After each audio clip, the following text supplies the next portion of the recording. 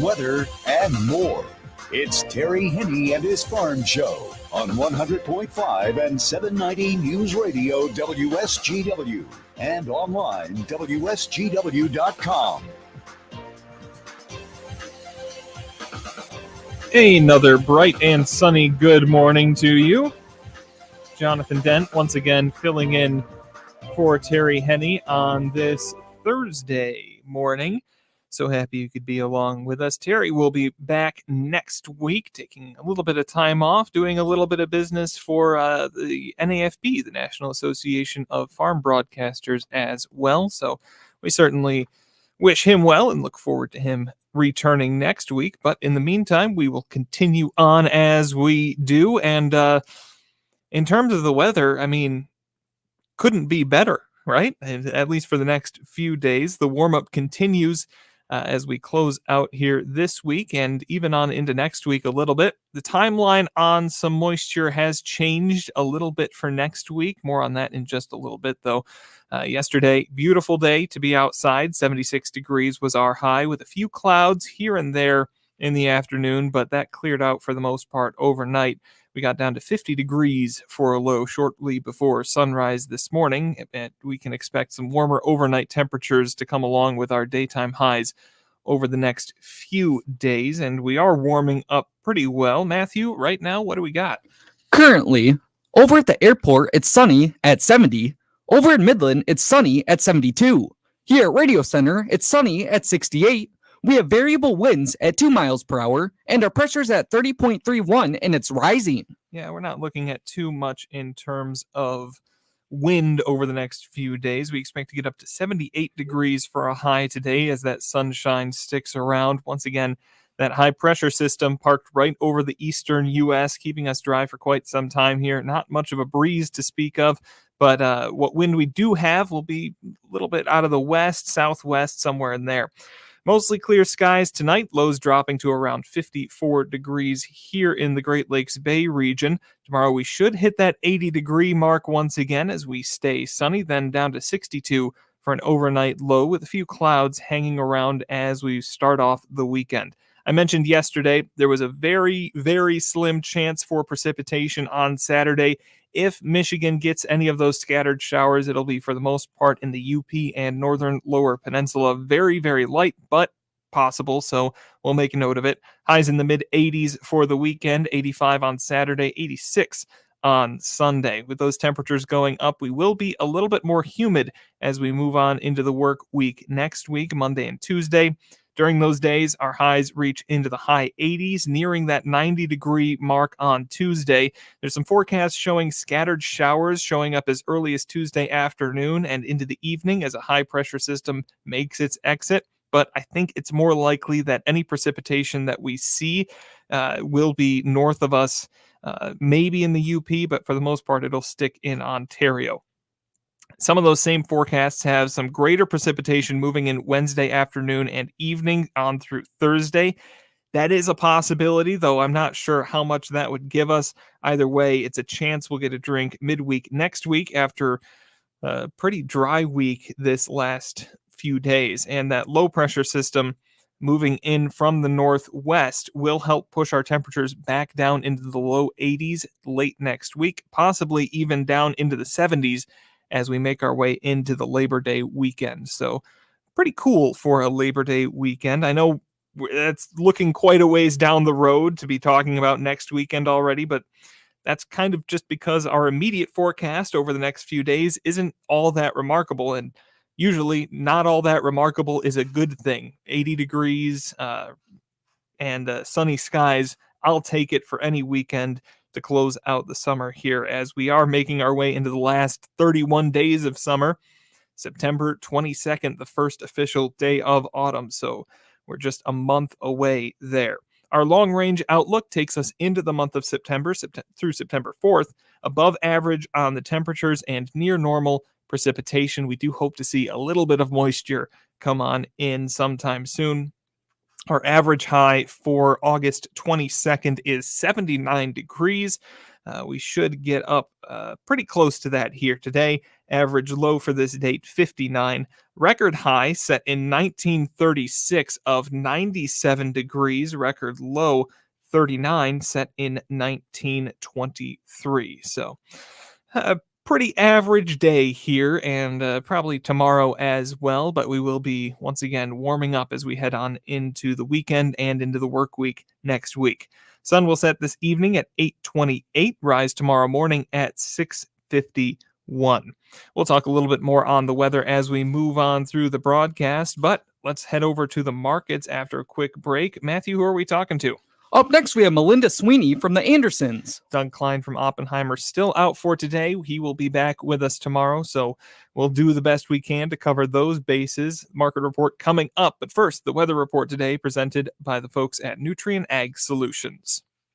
Nutrien Ag Solutions has the local expertise to recommend the corn, soybean, and other seed products that are the best fit for your field.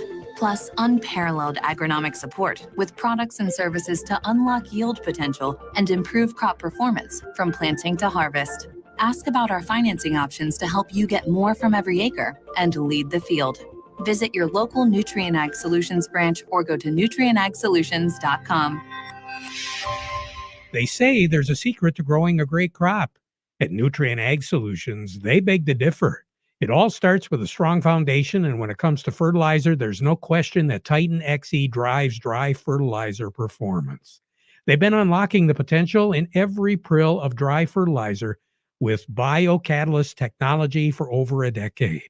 Visit lpi.ag/Titan or contact your Nutrien Ag Solutions crop consultant to drive your crop's potential today. Farm Service brought to you today by the folks at Quality Roasting of Reese, purchasing local soybeans, processing the local beans, and marketing local Exceller meal, which is a high bypass soybean meal for your dairy herd. They've been doing that since 1991. Quality Roasting of Reese, offering competitive, consistent prices for your soybeans. Give them a call for a quote today. Time for a look at the markets. We say good morning to Melinda Sweeney from the Andersons. Melinda, how are we doing today? Good morning. We are down 2 cents in corn, 18 in beans, and 9 in wheat. Corn's trading lower this morning in the tight range-bound trade that has been seeing the Dees contract struggle to break significantly above the $4 mark. That $3.95 to $3.99 resistance there before we can break through. We also have Argentina's corn crop suffered through destruction by leafhopper bugs last season. They will now plant the least corn in the past 8 years for the 24-25 season, so that could be good for corn exports as we get later in the season. For some of our corn, we're moving out of our bins. Beans are trading lower this morning and have given up all of yesterday's gains. The November contract is still 16 cents higher on the week, and rain is forecasted along with farmers selling on rallies. It's pressuring the market quite a bit. And then wheat is a mixed start. Spring wheat harvest is 31% complete. This is 5% slower than average pace, and conditions rating in the two largest producing states of North Dakota and Minnesota remain high at 78 to 98% good to excellent. So wheat is all over as well. Yeah, it seems like we weren't making big moves yesterday at this time, but the volatility has picked up a little bit here today. Yeah, we're going to see volatility in choppy markets as the market tries to figure out what it has going on with being short and just not a lot of farmers selling. That will make for a very choppy market moving forward. Absolutely. So what do you got on the board right now? Yeah, nearby corn is $3.08. New crop corn is $3.29. July 25 corn, $3.78. New crop 25 corn, $3.68.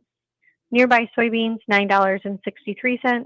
New crop 24 beans at $8.98. Nearby red wheat, $4.31. New crop 25 red wheat, $5.08. Nearby white wheat, $4.86. And new crop 25 white wheat at $5.48. All right. Other than the international news and what's going on around the globe, is there anything we're looking forward to that might influence the markets here? Looking forward, we are lining up for a decently decent sized crop in corn and beans across most of the Midwest. So unless we got a traumatic storm and knocked out some of that production, the upward trend that we'd be looking for is more exports. FOB, the PNW and Gulf, we're competitive in old crop and new crop right now. So we need higher exports to come back. So China's buying, Mexico buying, any of that would help our corn futures today. All right, Melinda, thank you very much. You have a good one, and we'll talk to you next week. Thanks, you too. All right, Melinda Sweeney with the Andersons. Market report today presented by Weiss Equipment. If you ever wondered how the Farmall got its name, well, here's just a short list of some of the jobs the Case IH Farmall can do: baling, hauling, loading, cultivating, hitching, digging, emergency tow, cleaning barn, hoisting, leading parades, excavating. I think you get it. The Case IH Farmalls range from 35 to 140 horsepower, and Weiss Equipment in Frankenmuth knows that getting the job done starts with choosing the right Farmall. You'll find a great fit for your operation, from the value-packed compact Farmall A series to the deluxe compact Farmall C and C series with cabs. And right now, get the Farmall that fits your needs at 0% interest for 84 months. That's right, 0% interest for 7 years. So no matter what you're doing, Can Do comes in red. Farmall tractors available at Weiss Equipment in Frankenmuth, where they've been doing it right longer. As I mentioned a little bit earlier on, Doug Klein from Oppenheimer out for today. He'll be back with us tomorrow. So we'll take a quick look at some of the other markets. Looking at the Mercantile Exchange right now, feeder cattle are up $3.25 at $242.50. Live cattle up 90 cents at $182.12 and a half cents. Lean hogs up $1.10 at $77.25.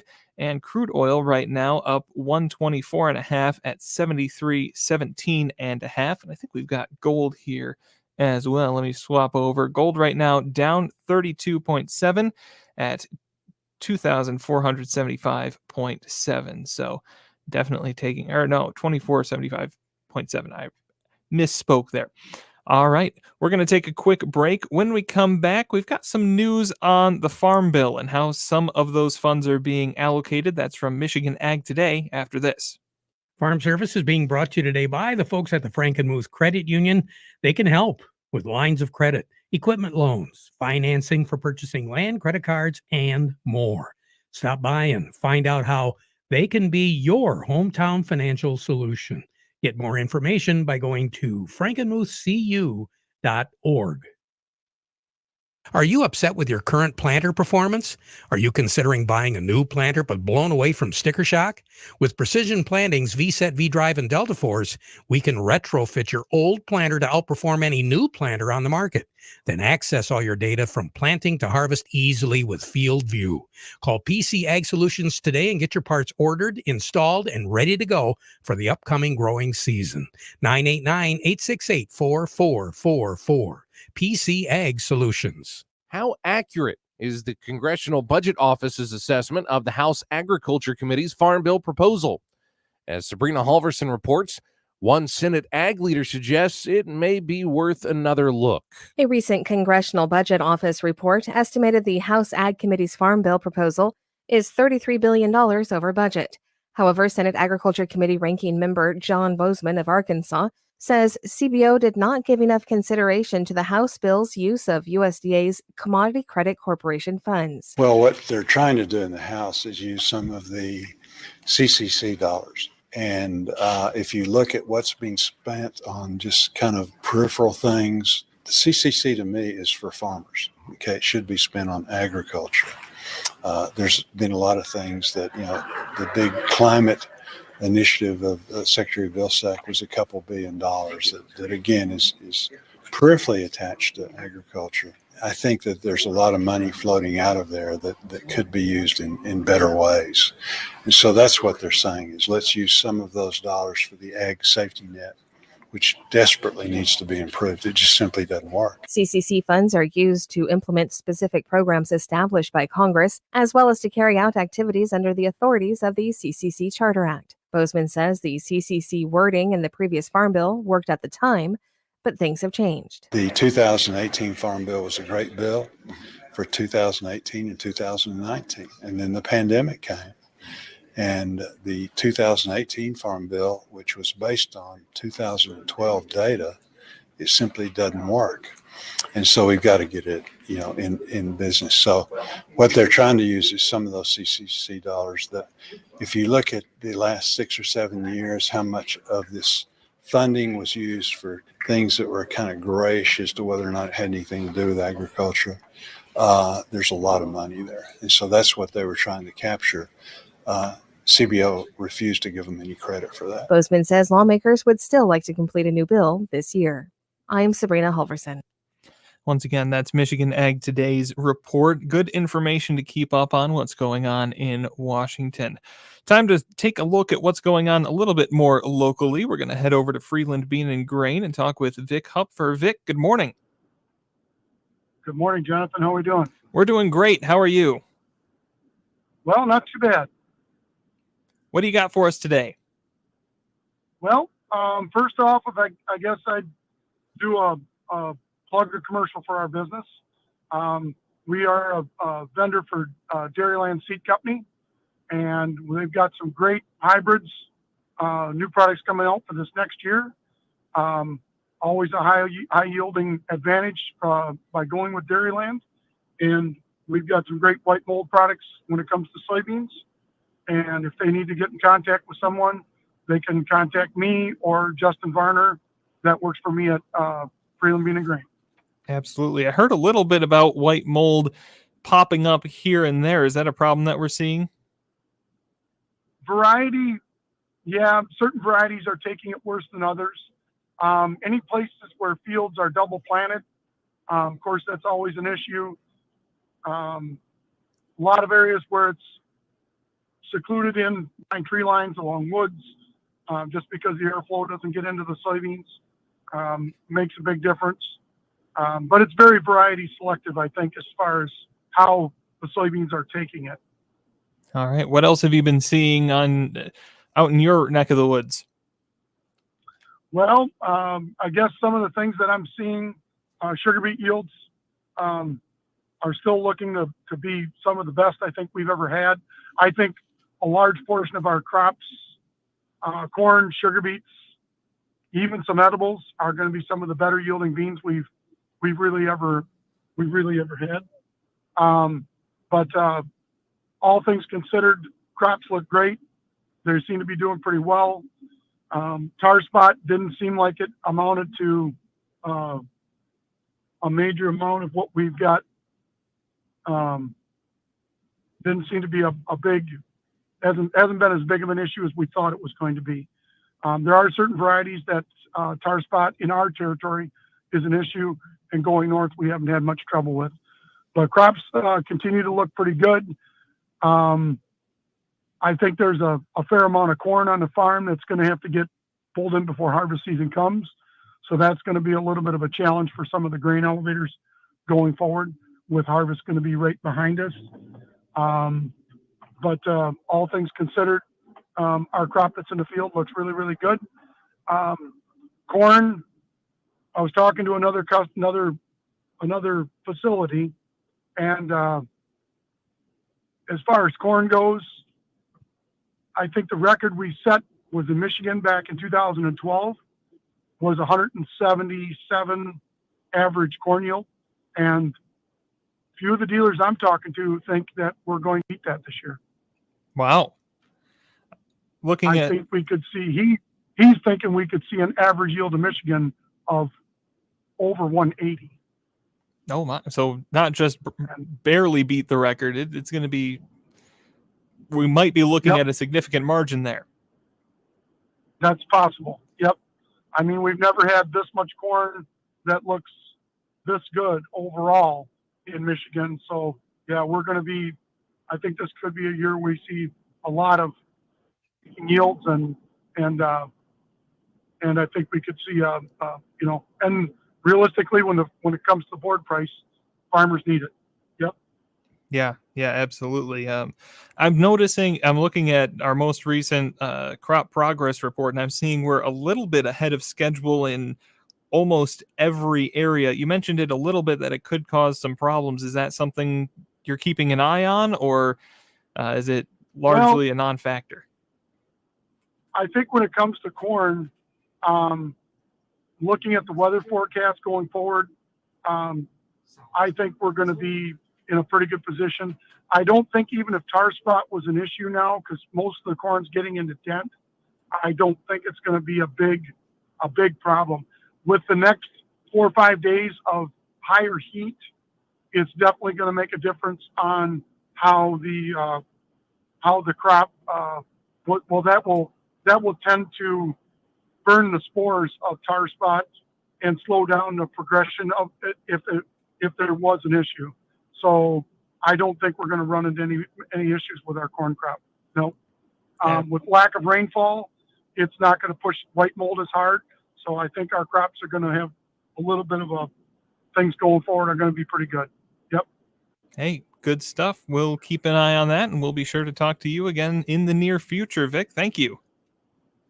Sounds great. Thanks, Jonathan. All right. Vic Hupfert with Freeland Bean and Grain. We'll take a quick break. When we come back, Jerry Samolsky with Bay Landscaping and Garden Center in Essexville has our Plant of the Week. Farm Service brought to you today by the folks at the Rummel Agency, because, they understand the risks that you have as a Michigan farmer and an agribusiness owner. Now, they know that every farm they vary, like the crops in the fields. They know also that you are more than a number. They want to have a conversation with you. They want to get to know you. They want to get to know your family, your goals and dreams for the future, and how important these things are to you. One-on-one, that's what it's all about, to get the right farm insurance protection for you and your family. See them today. Give them a call. Frankenmuth, Saginaw, and Caro, the Rummel Insurance Agency. We say good morning to Jerry Samolsky from Bay Landscaping and Garden Center with our Plant of the Week today. Jerry, good morning. Good morning, Jonathan. This Plant of the Week, if you would like, you can pick their berries, and you can use it as one of the botanicals in making your gin. Hey, sounds like a good time. So it's juniper. And juniper is a plant that, so there are really no bad plants. They're just misunderstood. So the junipers are great plants. People just don't know how to prune them, and they don't like them because they're a little picky. But, they're great plants. They're evergreens. They provide a lot of function for a winter effect. And we just got to remember, here in mid-Michigan, 6 months a year with no leaves. So junipers do a great job. And again, like all the other plants we talk about, the varieties of junipers go from spreading junipers at 6 inches high and 8, 9, 10 feet across they can get to medium spreading junipers at 2 and 3 feet, 4 feet tall. And then you can get the uprights that might go 10, 12, 14, 16 feet as well. So again, a lot of variety, anything from a blue to a green to that yellow and chartreuse color. So just a lot of variety, very durable, very widely adaptable. But you can't get the head shears out and want to turn them into a box or a ball, because they'll get old before their time. So you need to learn to prune a little bit. But they're great plants, and they work really well in the landscape and foundation plantings, and some varieties for screening. And the deer may get to them, but they're going to eat a whole lot of things before they go on to juniper. So junipers, great plants. We should use them more often. And I think everybody should have at least 5 or 6 in their yard. All right. A little bit more effort, it sounds like, but it sounds like the effort's worth it. And you've got them at the nursery. Oh, go ahead. I would say, Jonathan, it really isn't more effort. You just got to learn a little bit. All your shrubs, again, pruning is an art and a science. And just getting the electric things and turning them into a box or ball, we should be buying plants for plant form, not just foliage and flower and fruit, but form. And once you get a plant and you start turning into a box or ball, it doesn't matter what kind of plant it is, because they all kind of look the same. So pruning is something we really need to work on. Absolutely. Jerry, thank you. And maybe we'll come to you for some tips on pruning in the future. You've got them at the nursery? I think we can have that happen. We have junipers at the nursery, and we'll be having a pruning class coming up. We're just about ready to set the date for that for this fall, but we're here weekdays 9 to 5 and Saturday 9 to 2. Fantastic. Jerry, you have a good weekend. We'll talk to you next week. Thank you, Jonathan. You too. All right. Jerry Simulski with Bay Landscaping and Garden Center. Well, we didn't have too much great news on the Chicago Board of Trade. Let's find out what's going on in New York. We head to Baird & Company and say good morning to Teresa DeBow. Teresa, how are we doing today? Good morning. I wish I could say it was different on this side of the equation, but unfortunately, U.S. stock indexes have turned lower this morning, with the Dow Jones Industrial Average down 180 points at 4708, with 205 million shares traded. NASDAQ down 198 at 17,720. Volume there, 350 million shares have traded. Some stocks of local interest include Caterpillar at 342.62, down 35. Deere 374.27, down 278. CMS Energy 67.20, up 20. Dow 52.84, down 11. DuPont 80.06, down a quarter. Corteva 54.02, down 26. General Motors 46.71, up 15. Trinzio 392, up 54. Walmart 75.60, up 36. Huntington Bank 14.05, up 11. Independent Bank 32.79, up 53, and AT&T at 19.50, down a nickel. All right, Teresa, thank you very much. You have a good weekend. You as well. Take care. Thank you, Teresa DeBow with Baird & Company. Take a quick break, and we'll be back to close out. The Michael Sarr Crop Insurance Agency. They're licensed to serve all of Michigan with both conventional and organic crop insurance. Now, you can reach their agents directly on their cell phones for questions or emergencies, or you can call the office in downtown Reese. It's 989-868-4722. Risk management, it's all about protecting yourself against the bad things, taking advantage of the good things. You can do all of that and more by working with the folks at the Michael Sarr Crop Insurance Agency. Do you own farm property or hunting property in eastern Michigan and the Thumb that you're looking to put on the market? Michael Turner with Whitetail Properties is an experienced land specialist that can guide landowners through the successful selling process. With Michael's knowledge of land values in rural markets and access to the most superior tools and technology in the industry, he can get you the best price possible for your property. Visit whitetailproperties.com and search Michael Turner under agents. That's whitetailproperties.com. We talked with Vic a little bit earlier. He mentioned sugar beet yields, and I saw some things on social media and other places from Michigan Sugar Company yesterday. They've started their slicing for the year, or for the season, I should say, and we certainly want to wish them luck, and I'm sure that we will be hearing more about that in the coming weeks and months as things continue. We'll be back at 12:30 for an update, so you stick around for that. We now conclude our program with the playing of our national anthem, brought to you by Euclid Avenue Coins in Bay City.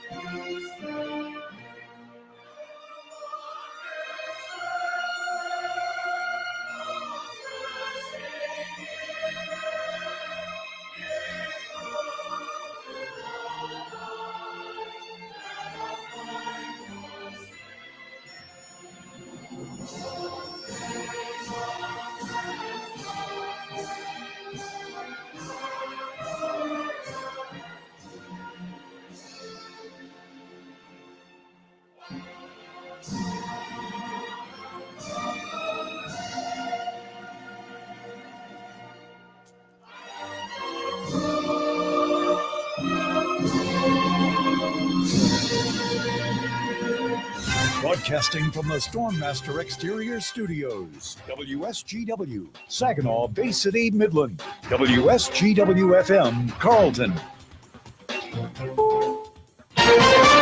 This is CBS News on the Hour, sponsored by Progressive Insurance. I'm Steve Kathan. Democratic convention delegates are set to give the presidential ticket what's likely to be a rousing send-off tonight. CBS's